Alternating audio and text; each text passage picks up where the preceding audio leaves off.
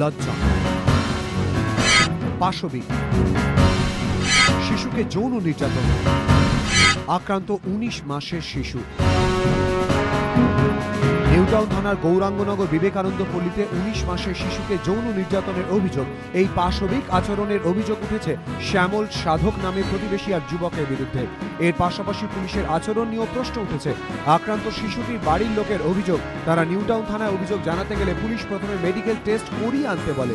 একদিকে কোলে আক্রান্ত বাচ্চা, অন্যদিকে পুলিশের নির্মম আচরণ। বাধ্য হয়ে ডাক্তারি পরীক্ষা করাতে কলকাতা মেডিকেল কলেজ হাসপাতালে ছুটে যান নিগৃহীতা শিশুর মা বাবা।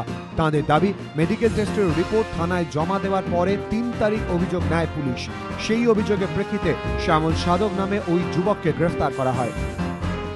ও তখন খেলা করছিল, এবার ওকে শ্যামল ছেলেটা আদর্শ করতে বলে নিয়ে ওকে